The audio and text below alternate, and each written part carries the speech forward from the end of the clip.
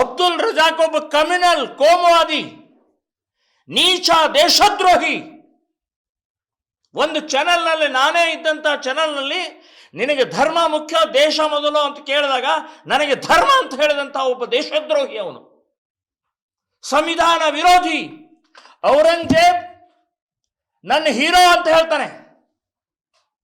So ಇಂಥವನಿಗೆ licence ಯಾರು ಕೊಟ್ಟರು, permission ಯಾರು ಕೊಟ್ಟರು? ರಾಜಸ್ಥಾನದ ಜೈಪುರ್ನಿಂದ ಬರಬೇಕಾದ್ರೆ 3 ದಿನ ಬೇಕು.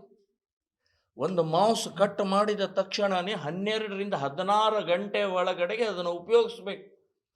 16 ಗಂಟೆ ನಂತರದ ವಿಷ ಆಗ್ತಾ ಹೋಗುತ್ತೆ, ಶರೀರಕ್ಕೆ ಹಾನಿಕಾರ ಆಗುತ್ತೆ. ಸೊ ಇದು ಎಲ್ಲವೂ ಕೂಡ BBMP ಅಧ್ಯಕ್ಷ ಆಗಲಿ, ಆಹಾರ ಇಲಾಖೆಯ ಅಧ್ಯಕ್ಷರಾಗಲಿ ಏನ್ ಮಾಡ್ತಾ ಇದ್ರು? ಇವರಿಬ್ಬರನ್ನು, BBMP ಅಧ್ಯಕ್ಷರನ್ನ ಮತ್ತು ಆಹಾರ ಇಲಾಖೆಯ ಅಧಿಕಾರಿಗಳನ್ನ ಸಸ್ಪೆಂಡ್ ಮಾಡಬೇಕು. ಈ ಅಬ್ದುಲ್ ರಜಾಕನ ಬೆನ್ನಿಗೆ ನಿಂತ್ಕೊಂಡಂಥವರು ಜಮೀರ್ ಅಹ್ಮದ್. ಜಮೀರ್ ಅಹ್ಮದ್ ಇದಕ್ಕೆ ಉತ್ತರ ಕೊಡಿ. ಮತ್ತು ಹಿಂದೂಗಳು ಈಗಲಾದರೂ ಎಚ್ಚರಗೊಳ್ಳಿ.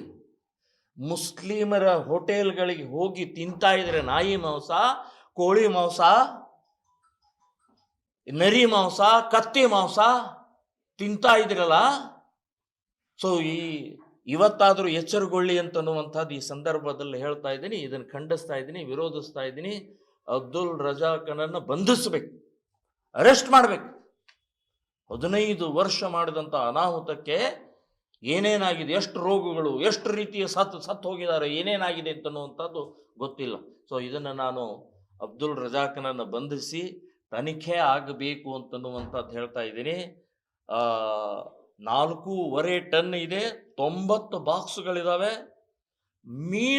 ಮೀನು ಅಂತ ಬರೆದಿದ್ದಾರೆ, ಮೀನು ಮಾರಾಟ, ಮೀನಿನ ಬಾಕ್ಸ್ಗಳು ಅಂತ ಬರೆದಿದ್ದಾರೆ. ಯಾಕೆ ಮೀನಿನ ಬಾಕ್ಸ್ ಅಂತ ಯಾಕೆ ಬರೆದ್ರಿ? ಅಂದ್ರೆ ಮೋಸ, ವ್ಯವಸ್ಥಿತವಾಗಿ ಮೋಸ ಮಾಡ್ತಾ ಬಂದಿದ್ದಾರೆ. ಸೊ ಇದನ್ನ ಬಹಳ ಗಂಭೀರವಾಗಿ ತಗೊಳ್ಬೇಕು ಅಂತನ್ನುವಂಥದ್ದು ಈ ಸಂದರ್ಭ.